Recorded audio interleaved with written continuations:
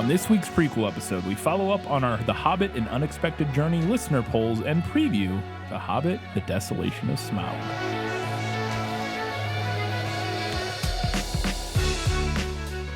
Hello and welcome back to another prequel episode of This Film Is Lit, the podcast where we talk about movies that are based on books. We got quite a bit to get to, so we'll jump right in to our patron shoutouts. I put up with you because your father and mother were our finest patrons, that's why.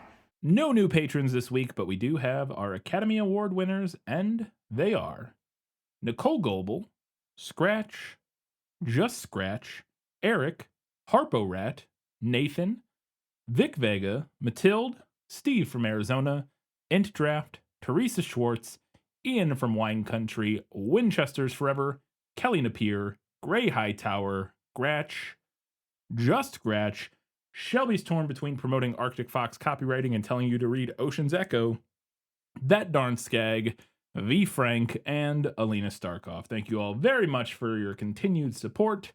We really appreciate it. Let's see now what people had to say about The Hobbit: An Unexpected Journey. Yeah, well, that's just like your opinion, man. On Patreon, we had 5 votes for the book and 1 for the movie.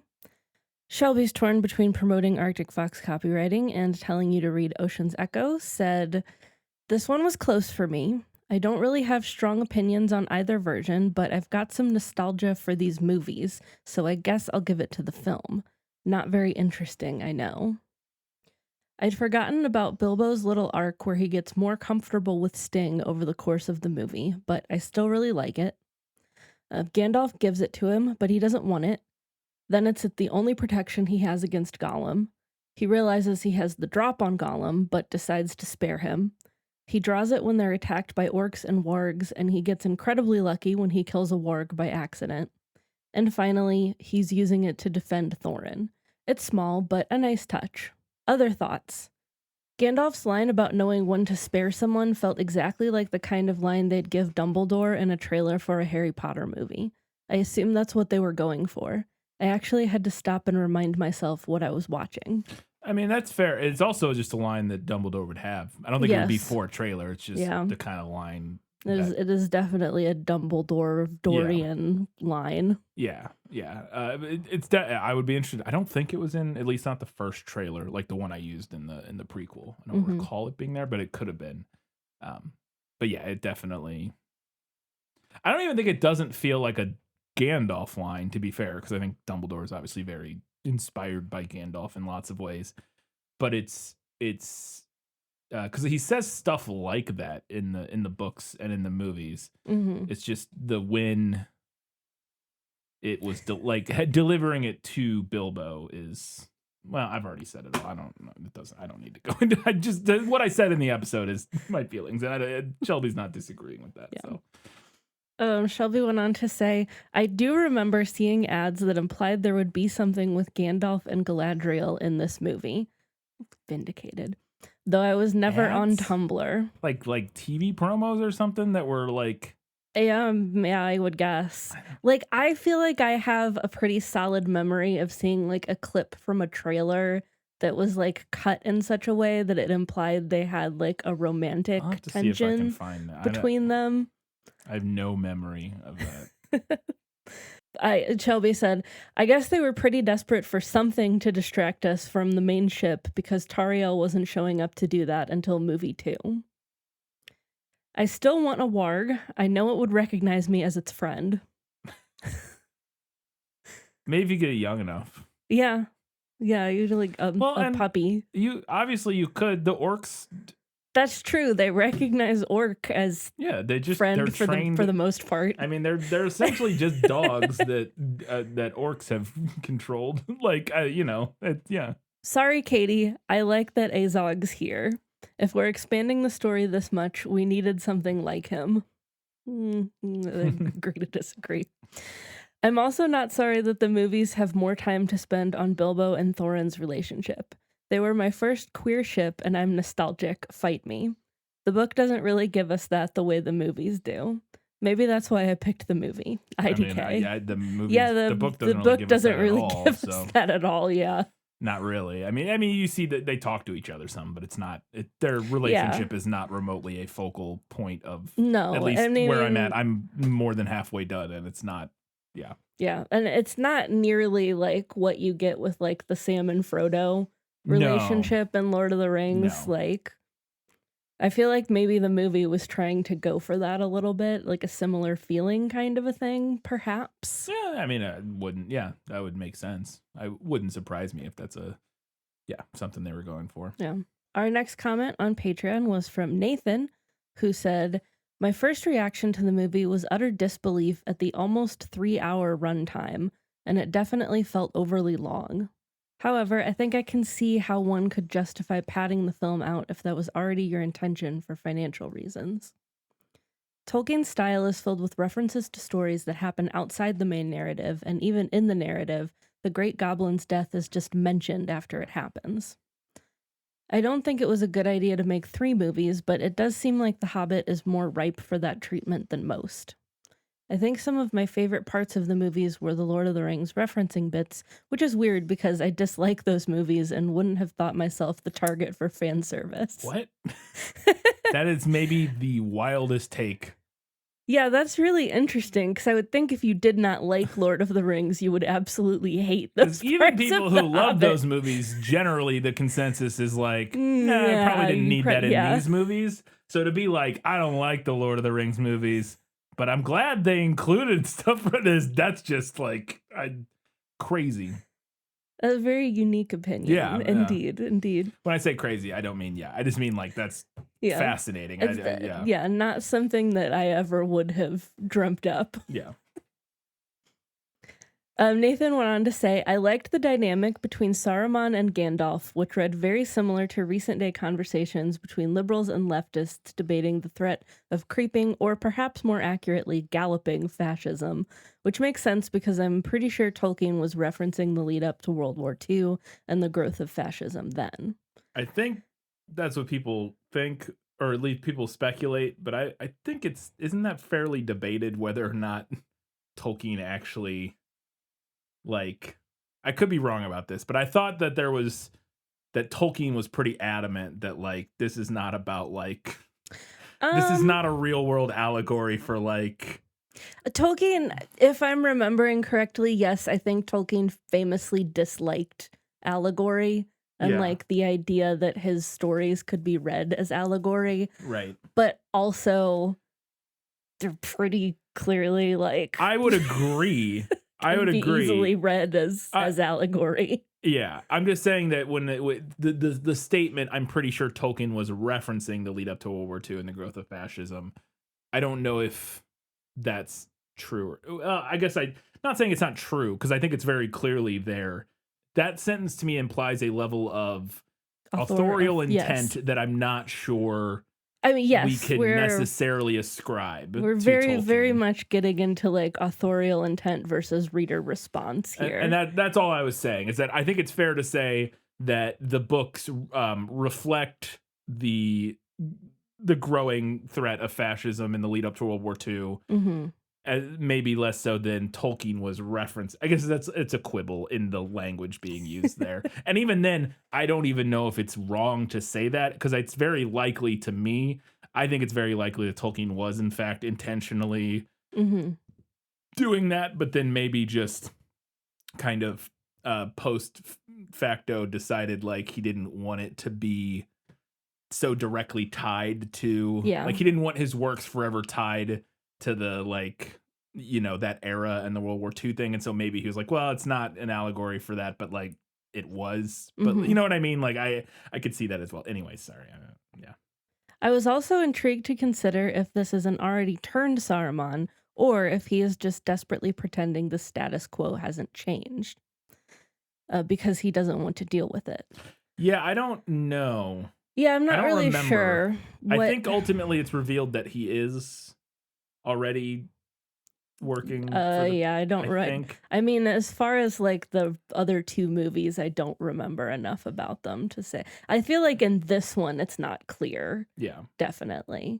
Yeah. And I do think it just goes back to that kind of like dramatic irony that I was talking about, where like we, the audience, know.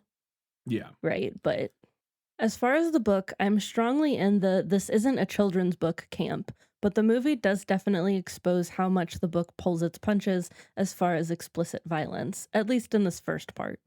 The book is absolutely a Jesus narrative with Thorin and his 12 follower dwarves, but at least it didn't have Thorin literally rising from the dead, albeit eagle-aided, like in the movie. I kind of like how the eagles just happen to be flying by in the book. It fits a larger theme of the band just being the luckiest group of incompetents to ever successfully stumble their way through an adventure. It's why it makes sense to me that the dwarves aren't as actively hostile to Bilbo being a bad burglar, because honestly, how could they expect to attract anyone more competent to their team? So I want to touch on that specific note because it's I think I expressed this in the episode several times, like Azog was an example, but this is another example. And we talk about this a fair amount. I don't know, however, how explicitly we've ever like, but it's one of those things where I very much agree that the Eagles just kind of randomly being there and it being another one of those things where this group just kind of lucks their way in and out of situations, because that is a big thing in the book. Yeah. Is they, yeah, it's almost a comedy of errors. Yes, they in fumble the their book. way into ridiculous situations and they kind of fumble their way out of them, and there's not really a lot of like great plans or masterful like execution of plans or anything like that. But I still think that, and maybe this is what you're saying when you say I prefer I kind of like how the Eagles just happen to be flying by in the book. I also like that in the book. Yeah. I think it's just very specifically one of those things that people watch movies and read books differently. And the way you engage with a movie is very different than the way you engage with a book. And also just the nature of the medium. In a book, it doesn't phase you at all to read, and the Eagles from high on their perch heard a racket down the mountain. Yeah. And then we get a blurb about like, this is where the Eagles live, and like, they don't normally get involved in affairs, but like every now and then they go and they like eat goblins or whatever. Like, we get a little side blurb about like the Eagles and why they're there and what they do there. And that works perfectly fine in a book. But you just literally can't do that in a movie, because your movie audience is going to go, because your options are either you have this weird aside that completely throws off the pace of the movie, Yes. where you like spend 10 minutes or 5 minutes like, having this little backstory about the Eagles and the fact that they live there and blah, blah, blah. And like, you can do that, but it's awkward. Maybe you would have to set it up really early in the movie as like maybe somewhere in the prologue. I don't know. Or you just have them swoop in with no explanation, like kind of how it would be if you were to like just view it happening, as opposed to like, reading a description of the events. Like if you were just a bystander watching, like in a movie, like watching these events play out from the distance, you're like, oh, look, those Eagles just, like, you could do that in the movie, but then the entire audience goes, well, where the fuck did those Eagles come from? What is this? Is Eagles out of nowhere? They're just like, that, it makes no sense. And so again, it's one of those things that I think just very specifically works fine in a book to have them just be there, see this going on and jump in, but would not work at all in a movie and as part of a movie going experience. It would just feel completely unmotivated and out of nowhere unless you set it up. And again, then that messes with pacing. And it's just, the mediums are so different in that regard that it's just one of those things that works great in the book that way and would not work at all in the movie that way. So you change it. Yeah. No, I agree. And plus, if we like cut in the middle of that scene to like pop to the Eagles, that would like completely disrupt the tension of that scene. Whereas it doesn't matter in the book, because the book is not really worried about building tension. And not in the same way. Not like in there the are same way. tension-filled scenes, but it is not remotely the same, because it's just, again, the act of reading a book is so different than watching a movie. That it just doesn't, the pacing doesn't work the same way. You don't have to pace a book the same way you pace a movie. Well, and we talked about the difference in tone between the two as well. Whereas the book has more asides. Yes, the book has more asides because it's this like kind of whimsical, childlike, and it's almost like somebody's narrated. Yeah, it's like narrated like somebody's telling you a bedtime story, and they're like, oh, I forgot to mention that the Eagles actually live up there. And, and it works fine, but it wouldn't work fine in like an epic fantasy action sequence. if you had done this movie in the style of something like Hitchhiker's Guide, the movie or whatever, Yeah. where you have like an omniscient narrator, Or like The Princess Bride, or The Princess even. Bride or something, where yes, you could all of a sudden stop and pull us out of that tension in like a comic way. Yes. Then that could work, and then we'd pull up and we go watch the Eagles, and the narrator makes a little aside about about this being kind of I don't know, maybe don't get super meta with it, but whatever, like, you can, there's a way you could do it, but then yes, the tone of the movie becomes vastly different.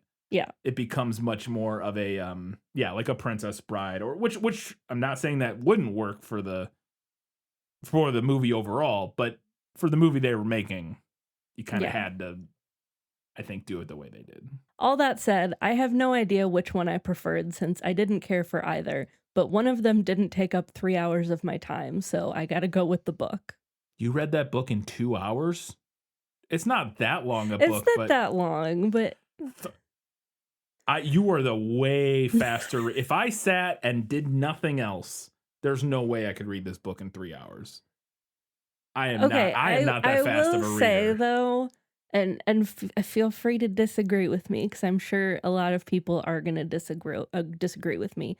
I do feel like sitting and being like tethered to a movie for 3 hours feels different than like when you're reading a book and you're like, oh, I'm gonna read an hour here and half an hour there. And okay, 100% agree with that. It's a very different thing, yes, where you can just pick it up and read it for 30 minutes and then put it. It is not the same kind of time commitment, but I was just literally interpreting this. I was interpreting this maybe Nathan's a speed literally reader. in the sense that it only took them less than 3 hours to read the book, which is crazy to me. The audiobook is like 9 hours and so, or 8 hours or something. So it's like, you are cruising. I don't even think it's impossible that somebody could read this book in 3 hours. I think you could if you were a very fast reader.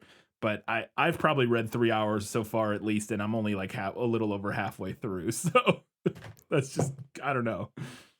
But yeah, I think their point is, they did. It's just a different experience. A different time commitment. You're able to break it up over a long time. So, but it takes up more than 3 hours, but you can do it at your leisure. Yeah. Our next comment was from Steve from Arizona. And Steve said, I'm not going to lie, I was kind of getting into the movie at first. I'm not really emotionally tied to these films like I am with science fiction book adaptations, but it just didn't look right to me.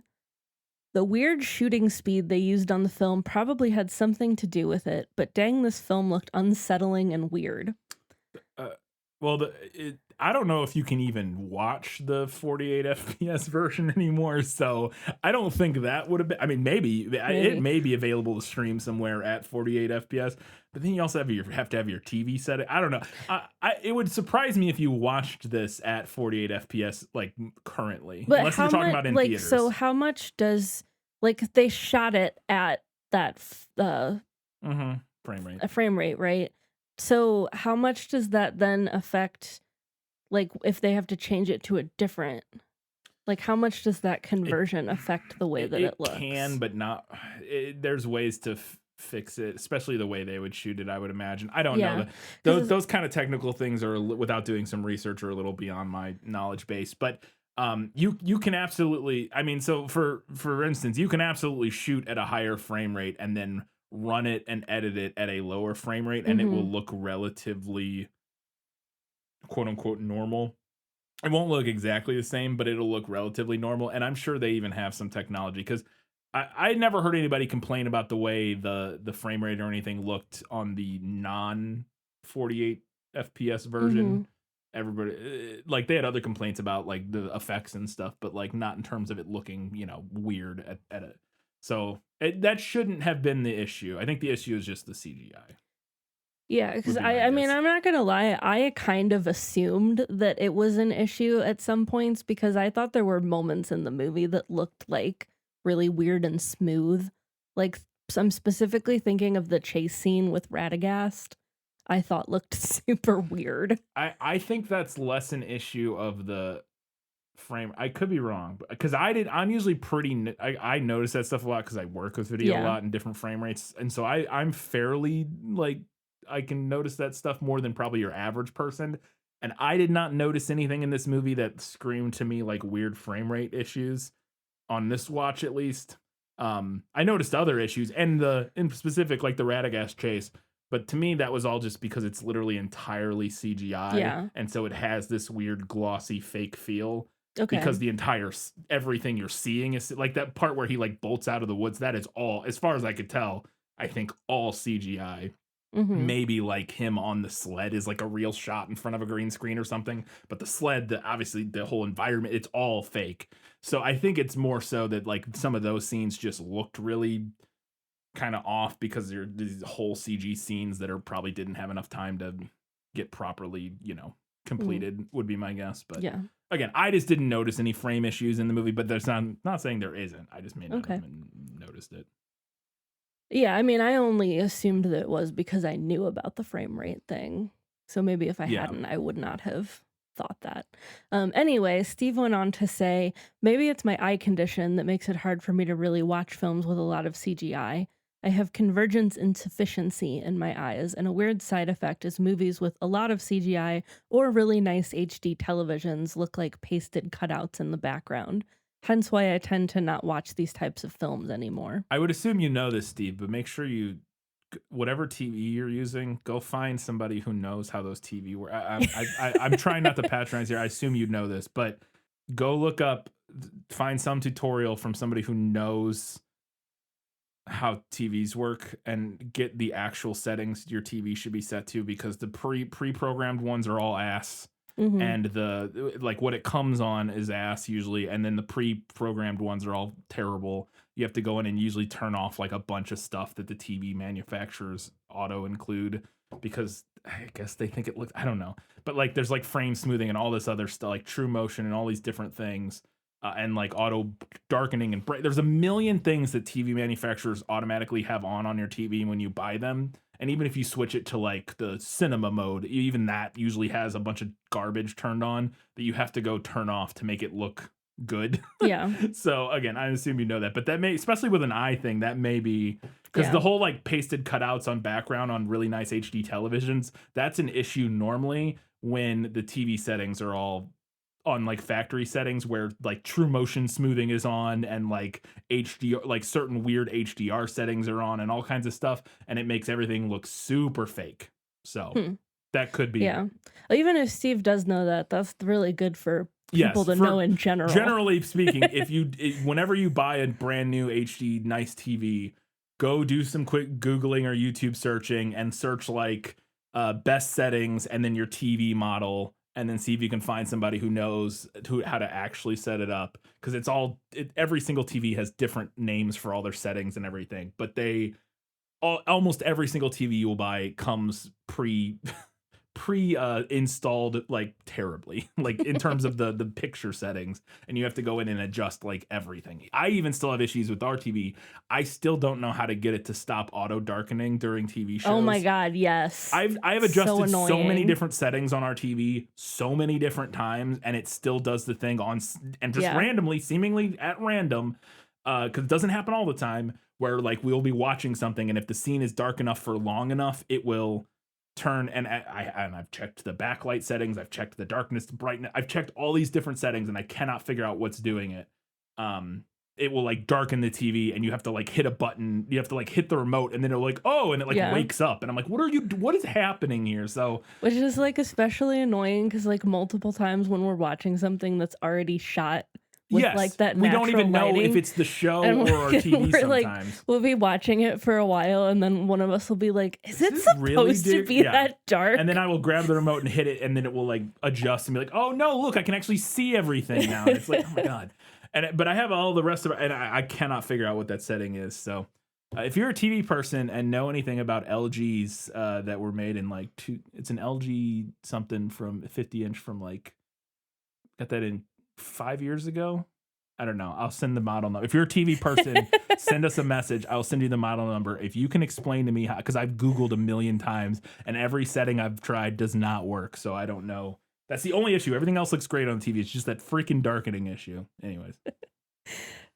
Steve rounded out his comment by saying, I'll keep my best opinions for the awful scenes in The Five Armies, but yeah, this was definitely a step back in regards to the Tolkien universe. I mean, yes. I think even the most ardent defenders of this movie, now, I'm sure there are some that say they prefer this over the Lord of the Rings. I mean, maybe even Nathan, but I think even the most ardent defenders of these movies would probably still be like, yeah, but the Lord of the Rings movies are better. Yeah. Yeah. Next comment was from silver-haired middle-aged tuxedo mask, who said, "Unexpected journey was right. I didn't expect to watch 8 more hours of film based off just The Hobbit." Yep. Yeah. Yep.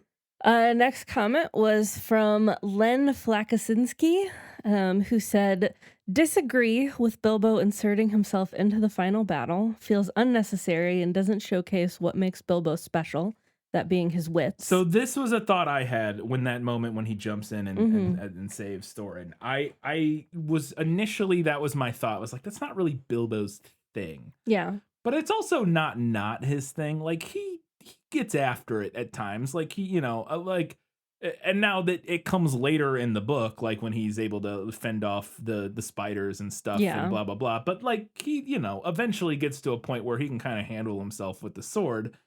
So I don't hate. Again, initially my reaction was closer to this. Like this isn't really like, I don't know. It feels like just the thing you're giving to your main character. Like, oh, let's have him jump in and save him. When really, like the scene earlier where he like talks and like stalls the trolls is much more of like what you imagine a Bilbo more like of his heroic shtick. moment kind of thing. That being said, I thought about it more, and as I kind of let it gestate, I actually ended up being like, no, that's fine. Like him proving his bravery, because it's really not so much that he's like an incredible fighter or anything. It's just that he just comes in. Nobody's expecting him to come barging in at that moment. Like the guys, and it's more so his brash bravery and tenacity as opposed to like his brawn or anything like that. And so I think it kind of works, but your Lynn's point I think still stands, because I did kind of have that feeling initially. Like, I don't know if this necessarily is like the best choice for Bilbo, but I came around on it. Len went on to say, "I also don't mind Thorin's arc towards Bilbo, but since this was split into 3 movies, feels like too much arc too soon for Thorin and Bilbo's relationship. That scene feels like it should come towards the end of their relationship rather than the end of this one, since they didn't leave much room for their relationship to grow, and the pitfalls that they have the next couple movies just feel like sitcom characters repeating the same character beats." So that is an interesting point that I did think about when I said like I liked that arc here, is that especially after continuing to read more, and the dwarves kind of coming around to Bilbo more is more of a thing in the book, at least. I guess my point, we'll have to wait and see, because I don't remember how this all plays out in the future 2 movies. If it is a thing where they kind of rehash that, they'll like, no, they're, like if at the beginning of the next movie, all of a sudden we kind of regress their character arc and they're back to like, I don't know, not trusting him or not thinking he's like, or we have a big moment where like when he saves him from the spiders or whatever, where they're like, we can't believe you, wow, where they're like overly celebrating him, where at this point in the films he's already proven himself. That would feel weird. We'll just have to see in terms of the movies. I don't mind moving it up in theory, depending on how the next 2 movies play out. I think moving that character progression up just into this movie is fine, because it gives this movie a very satisfying kind of character arc and conclusion. But it's going to depend a lot on how those characters continue to play out, which I just don't in the movies, which I just don't remember. So, Lynn seems to imply, maybe Lynn does remember, that we're going to get a rehashing of this. I just truly don't remember. Which so would not be great if that is the case. Yeah. But yeah, I have almost no memory of these other 2 movies. Len went on to say, "You teed up Legolas being important. I guess we'll talk about this more when we get there, but I don't mind Legolas at least being in the movie, especially since his dad is there. I don't like fan service generally, but having Legolas show up makes sense. Him being as big a part of the story as he is unnecessary, though." I will say, so I think that was more my point, that him being as integral. Yeah. Because I had forgotten, and I just finished that part a couple days ago reading, that which is, the book actually doesn't mention, because we don't know who the Elf King is, but the Elf King is Thranduil, and that is Legolas's dad. Yeah. And so it makes sense for him to make an appearance. And I actually may come around on this. Maybe, no, I'm fine with him actually being in the movies because Legolas was like my favorite character when I like the first time I watched these movies. He was the character I always played like in the video games and stuff, just because I thought bows and arrows were cool. Like I mean, they are. yeah. I just and he was like always got to do the really flashy, cool stuff, which was appealing to my 14-year-old brain or whatever. But again, I may, but I remember the first time watching these movies being like, why is he here? Even though I liked him, I was like, I don't know. But I may change my mind on that. Len's last comment here was, also, I got to meet Lindsay Ellis on her book tour this summer in Chicago. Haven't met many celebrities, but she was everything you would hope to be when you meet one. She was wonderful and very funny. I even managed to get a copy of The Hobbit and had her sign it with, quote, "We all have to decide what to do with the time that is given to us," end quote. Yeah, no, that's awesome. We had talked about maybe she's going to be in St. Louis. Or has she been? That was a while ago, yeah. Oh. It was like a Thursday night and we weren't gonna be able to. She was at like a bookstore. Yeah. I also just wasn't, I don't know, I felt like a weird, I'm weird. I don't like meeting celebrities that much. It just feels, I say celebrity, it's a very much a micro celebrity, but like, you know, I don't know, it's not that I'm against it, but in that kind of situation, I don't know what I don't know. I felt like it would be weird. I was like, I don't know why. I think it's because they were like a micro celebrity. I think I would find it less weird if they were. I say that though. I don't think it's weird when people come up to me and say something though, which has only ever happened a handful of times. But I don't know. I don't know. There's something about it that made me feel like, I don't know if I want to go like chat with her at a book signing, but. Well, a thing for me too was also that neither of us have read I read the first one. You read the first one. I haven't read any of them. I liked the first one. She promoting like the second or third one? The third one, yeah. Yeah, her book series. And I have been to quite a few like author readings and signings, and I do feel a little bit awkward when I have not read the thing that they're talking about. I read the first one, but I'm sure they don't care. I remember very little about it, and I remember thinking it was just okay. Like was my memory. Like I remember being like, oh, there's some fun ideas in here, but like I remember not like being blown away by it or anything. All right. Well, our last comment on Patreon was from Minty Cell, who said, "The poll won't let me vote anymore, but the book. I had a whole essay for you guys about what makes up children's lit, but didn't manage to finish it in time because I got sick. I'll post it on the next Hobbit part if you are interested in reading it." Absolutely. Yeah. Please do. And you don't have to do a whole, I mean, do as much as you want, but, you know, don't feel like you need to write a whole essay. Like, you know, if you want to, if you want to give yourself a break and just write up a couple paragraphs, that's fine. Anyway, not much to say about this particular movie/book. I love the book. The movies were okay, and that's the saddest part because I can't even hate watch them. They are just so mid. They are pretty to use Gen Z language. Yeah, they are pretty mid. My fondest memory of it is that I gathered together with my friends for a midnight release, and we made a cute chocolate cake shaped like a dragon. That's honestly the most memorable part of these movies for me. That's pretty sweet. That sounds really fun. Yeah. Over on Facebook, we had 8 votes for the book and 0 for the movie. Lassa said, "I grew up with the book and hold it near and dear to my heart. The troubles this 3-movie adaptation was in are well documented. Despite all the behind-the-scenes stuff, some of it quite questionable, I do enjoy all 3 of these films as fun and sometimes even epic fantasy adventures. An Unexpected Journey even sort of apologizes for all the changes early on. As Gandalf says, all great stories deserve embellishment. I also think this one looks the prettiest visually. I still like to watch them from time to time, although they don't hold a candle to the overall feeling the Lord of the Rings trilogy gives me. The cast is perfect, though. I just wish they had utilized some of them more. The book is great for kids, the movie is great for older kids and Tolkien geeks. So, for me, they both have their strengths and weaknesses. I think they work well as companion pieces to each other." I would agree with that. Like I said, I do think they work pretty well. At least this first one works pretty well as a companion piece to. Yeah, as like a little expansion. Yeah, yeah. And like I said, and that's one of the ways that I think I was able to appreciate the movie more is growing in the sort of understanding that a movie doesn't. You know, the book still exists. Yeah. It's not like the book when the movie comes out, they burn all the copies of the book, and you know, so it's like, yeah, the fact that the movie makes a bunch of changes and adds a bunch of stuff, 15 years ago that would have really bothered me, whereas now I'm like, yeah, it's fine, like whatever, like I don't mind that at all. Our other comment on Facebook was from Crystal, who said, I feel like I'll have more to say on the next 2 movies. I'm sure we all will. Yeah. But I am a huge fan of Lord of the Rings, both the movies and the books. My credentials, I wrote a paper on Tolkien's Elvish languages for a linguistics course in college. Okay. That is impressive. More credentials than I have. Yeah. That being said, I would not consider myself a purist either. I think some changes can be necessary or won't translate from story to a movie. For example, I'm not bothered that they didn't include the scouring of the Shire in Return of the King. I think this movie got lost in trying too hard to translate a kid's movie into a more adult format and work it into the Lord of the Rings movies.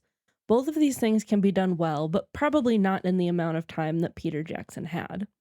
The main saving grace for me is Martin Freeman. Even at moments later down the road in the other movies when things become questionable, he delivers.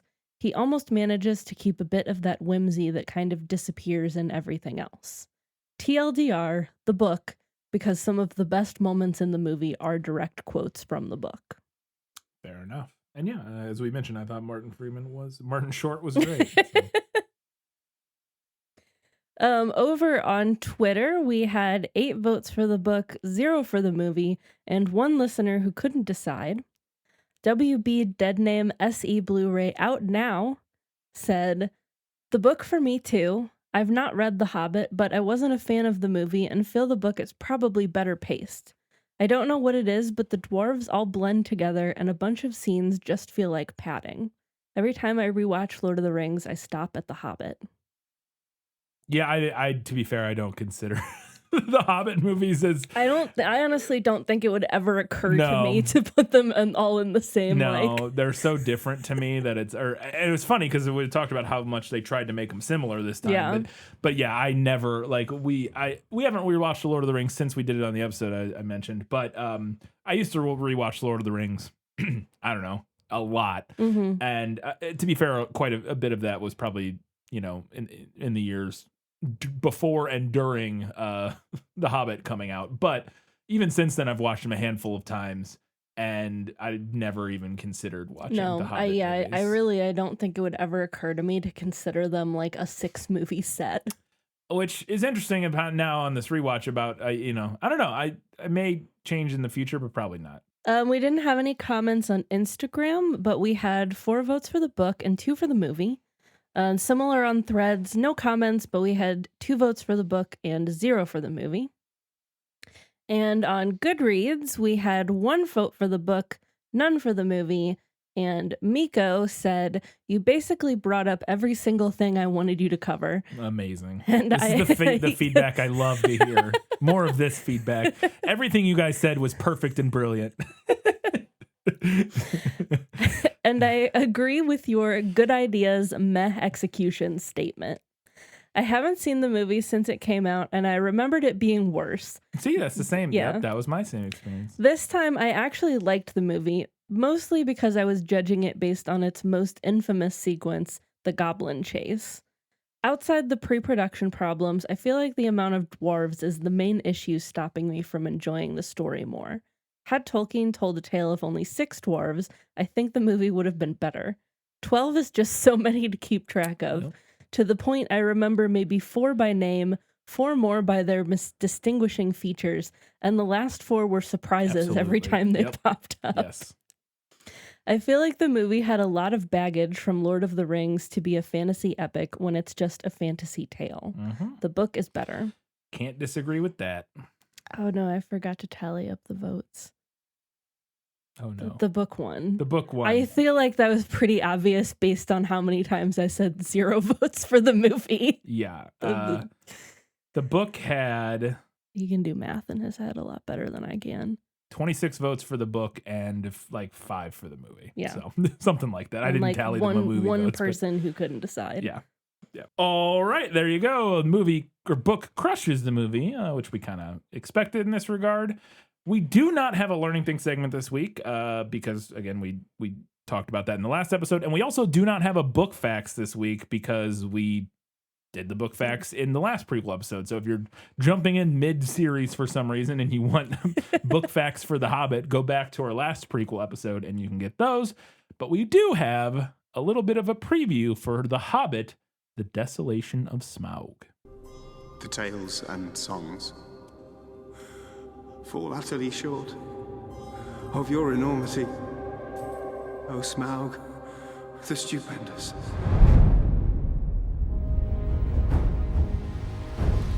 We are the dwarves of Erebor. We have come to reclaim our homeland. I offer you my help. How do we know he won't betray us? We don't. There is no king under the mountain, nor will there ever be. It will not end here. With every victory, this evil will grow. Legolas has grown very fond of you. Do not give him hope where there is none. The Hobbit, The Desolation of Smaug is a 2013 film written and directed by Peter Jackson, known for Lord of the Rings, Bad Taste, King Kong, The Lovely Bones, The Frighteners, Heavenly Creatures, etc. Written by Fran Walsh, his partner, also known for Lord of the Rings, Dead Alive, Mortal Engines, King Kong, The Lovely Bones, Heavenly Creatures, and Philippa Boyens. They're maybe third in their relationship. We don't know. Known for Lord of the Rings, King Kong, The Lovely Bones, The Mortal Engines.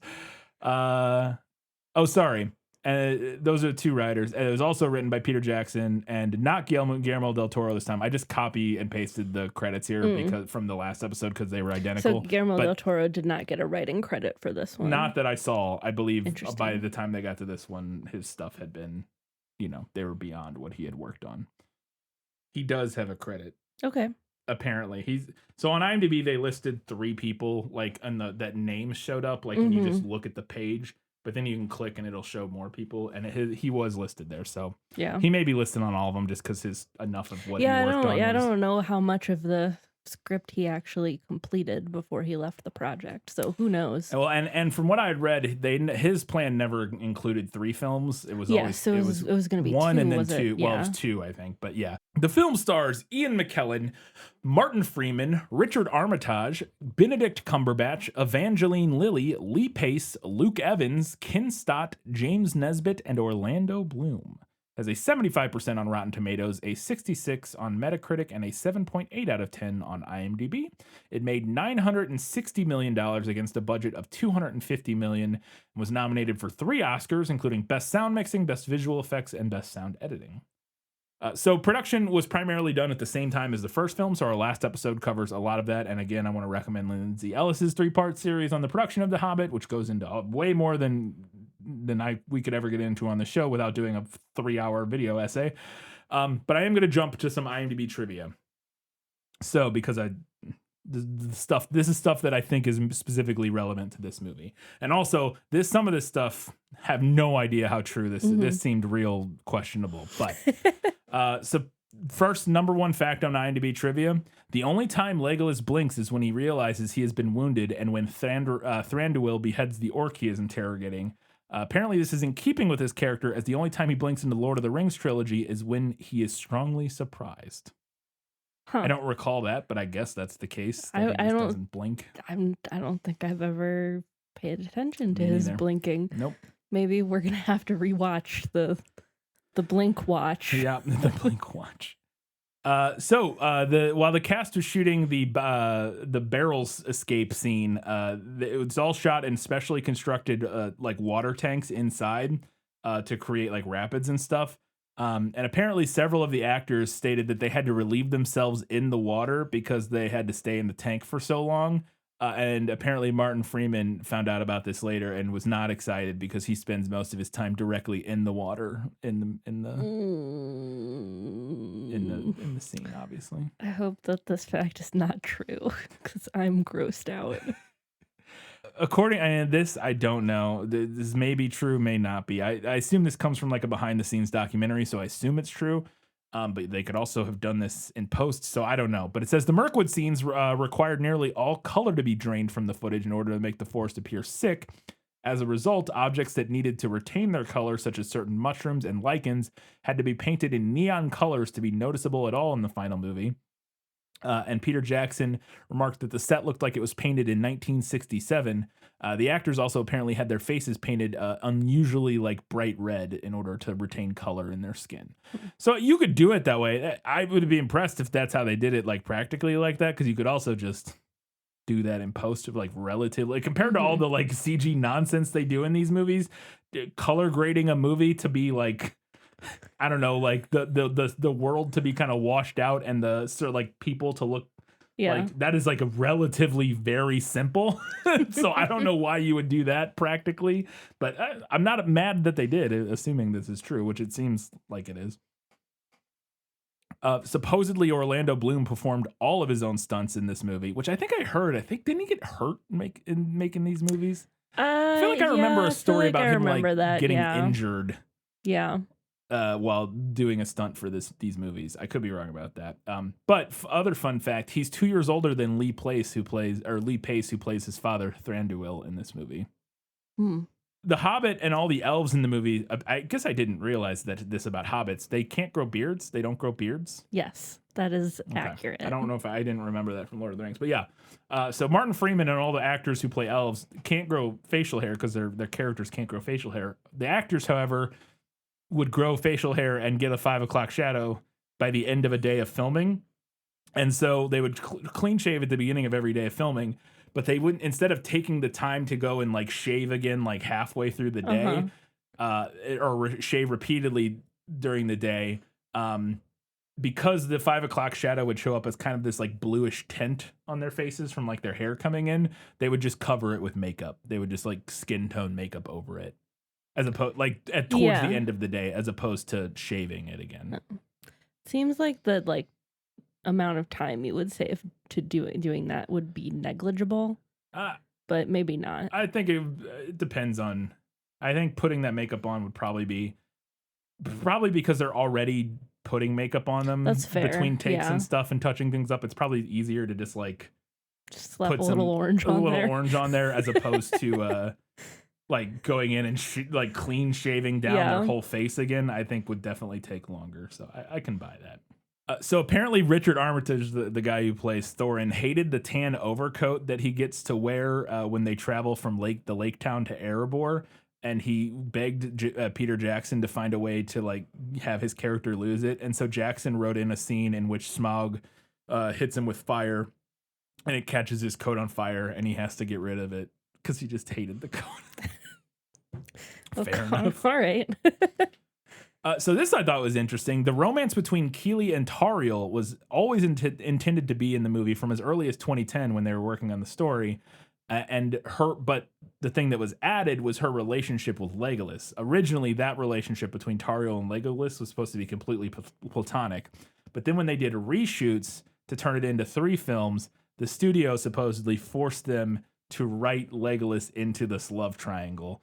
And Evangeline Lilly and Peter Jackson hated it and did not like it and just wanted to have it be this story between Tauriel and Keely. Interesting. Because I feel like everyone else also hated it. If memory serves. Yep. There's apparently a fan theory that the Arkenstone is actually one of the lost Silmarils from Tolkien's The Silmarillion. And they apparently changed. So the design of the Arkenstone in the movie, the changes they made to how it's described in the book indicates that Peter Jackson or somebody on the design team likes that theory and was using that theory of it being a Silmaril to inspire their design choices for it. So that it more reflected the description of the Silmarils in the Silmarillion. So there's an actor who goes by the name of Lawrence McCord. McCord is an indigenous New Zealander, so I'm not exactly sure how to pronounce his last name. He plays Bolg in this movie, who is one of the new orc guys. But fun fact, he also played Lurtz, the Uruk-hai leader in The Lord of the Rings, in the Fellowship of the Ring, the Witch King of Angmar in all the films, and Gothmog, who is the guy I mentioned in the last episode that I thought maybe Azog was kind of based on. He's the lieutenant in the army that attacks Minas Tirith. He was the stunt actor for all of those characters. It's not his voice for... It might be his voice for Lurtz, I don't know. Other people did the voice for like the Witch King and stuff, but he's Yeah. the physical guy in the suit, like Darth Vader. Yeah, James Earl yeah, Jones yeah. does the voice, but he's not in the suit. Right. Lawrence McQuarrie is the guy that's in the suit, playing Lurtz, playing Just all these a different guys. one man Middle Rogues Earth Gallery. rogues gallery Yeah. here. He literally played like all of the best villains. I mean, Yeah. not because Sauron doesn't really make an Yeah, appearance. he's pretty much just an eyeball. Yeah. I guess Saruman would be the other big one. But yeah, he played like most of the big villains in the original trilogy. So apparently when Del Toro was tasked to direct this film, his preference for the roles of Bjorn and Smaug, Ron Perlman. I could Which see Bjorn that. for sure. I could see. I mean, I could see him as the voice of Smaug. The voice as of well, Smaug, yeah. I definitely could see that working. But yeah, Bjorn makes a lot of sense for Ron Perlman. Big, hairy beast of a man. So this is a really random fun fact. 5 members of the cast of this film have worked on adaptations of Sherlock Holmes. Martin Freeman, who plays Bilbo, and Benedict Cumberbatch, who plays Smaug, obviously were in Sherlock together, which was going on at the same time. We mentioned that in the last prequel episode that Peter Jackson was crying himself to sleep at night, hoping that Martin Freeman would be able to be in their movie while he watched episodes of Sherlock on his iPad or whatever. Stephen Fry, who makes an appearance as the Master of Lake Town, played Sherlock's brother Mycroft in A Game of Shadows, which I believe is the...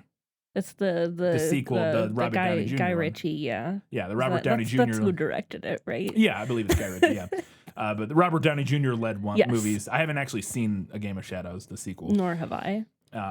Christopher Lee, who plays Saruman, played Sherlock in Sherlock Holmes and the Leading Lady, Sir Henry Baskerville in The Hound of the Baskervilles, and Mycroft Holmes in The Private Life of Sherlock Holmes at different points in his career. The first one, 91, second one was 59, and the third one was 1970, so...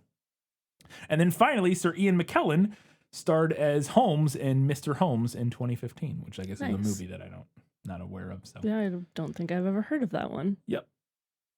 Another fun fact: Saoirse Ronan was offered the role of supposedly another wood elf named Itaril in the film. She turned this down because she felt she couldn't commit to such a long shoot.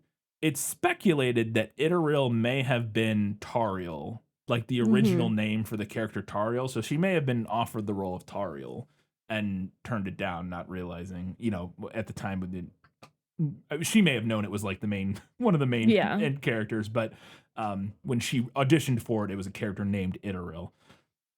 Eva Green also apparently auditioned for the part of Tauriel in 2010, losing the role to Evangeline Lilly, and I'm disappointed because Eva Green should be in every movie, in my opinion. And that's no shade against Evangeline Lilly, other than the fact that I think she's an anti-vaxxer, but as an actress, that's no shade against Evangeline Lilly, but Eva Green should be in everything. And then finally, Stephen Colbert has a cameo as the eye patch wearing Lake Town spy who knocks on the door with a walking stick. He's a gigantic Tolkien nerd. Yes, Stephen Colbert, noted Tolkien geek. Yeah, so he was able to score himself a little cameo in this one. So, getting into some reviews, writing for Empire, Nick DeSimlian awarded the film 5 out of 5 stars, saying Middle-earth got its mojo back. A huge improvement on the previous installment. This takes our adventure into uncharted territories and delivers spectacle by the ton. Writing for Time, Richard Corliss declared it one of the top 10 films of 2013 and wrote, "In all, this is a splendid achievement close to the grandeur of Jackson's Lord of the Rings films." Justin Chang of Variety said, quote, "After a bumpy beginning with an unexpected journey, Peter Jackson's Hobbit trilogy finds its footing in this much more exciting and purposeful second chapter."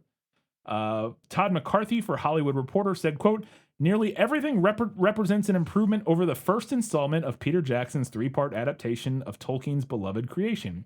He also praised the high frame rate of the Desolation of Smaug as being better than that of An Unexpected Journey. So apparently they did something between the release of the first and second that made it more watchable, I guess. I don't know. Mark Hughes, reviewing it for Forbes, also loved it, saying, Desolation of Smaug is another grand entry in the Tolkien saga, raising the emotional and physical stakes while revealing more of the sinister forces, concluding, quote, "It's pleasing to see a filmmaker this in love with storytelling, this committed to creating entire worlds. It's a rare thing indeed, and for it to turn out so well is even more rare. It's a sight to behold, and you won't be sorry you did." Pete Bradshaw, writing for The Guardian, gave it 4 out of 5 stars, saying it's mysterious and strange, and yet Jackson also effortlessly conjures up that genial quality that distinguishes The Hobbit from the more solemn Lord of the Rings stories. And then there's some more positive reviews, but I'm going to get into some mixed reviews. Conversely, Peter Travers, writing for Rolling Stones, gave it 2.5 stars out of 4, saying, quote, it's a little less long and a little less boring than the first installment, and praised the depiction of Smaug, saying, as a digital creation, Smaug is a bloody wonder of slithering fright. He was, however, critical of the film's padding of a slender novel, but concluded, quote, I'd endure another slog through Middle-earth just to spend more time with Smaug.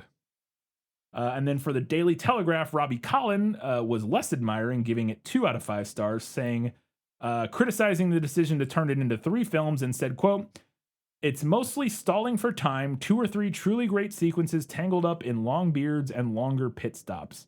There's an awful lot of desolation to wade through before we arrive, weary and panting, on Smaug's rocky porch. And he disliked the inclusion of a love triangle, saying, quote, maybe this really is what a lot of people want to see from a film version of The Hobbit, but let's at least accept that Tolkien would probably not have been among them. So... those are a lot of glowing reviews saying it's, and I don't remember liking this more than the first one on the first viewing, but I don't know. A lot of critics, and I will say the critical reviews and IMDb, it has the exact same score as the first one. Mm-hmm. The third one drops a little bit, not even a ton. These both have a 7.8 out of 10 on IMDb, and the third one I think is like a 7.4, which on IMDb is a 0.5 points drop is not nothing. But like critically, I think it's actually very close to. I normally put the old reviews in there for the previous movies, but I forgot. Yeah. I'll do that for the third one.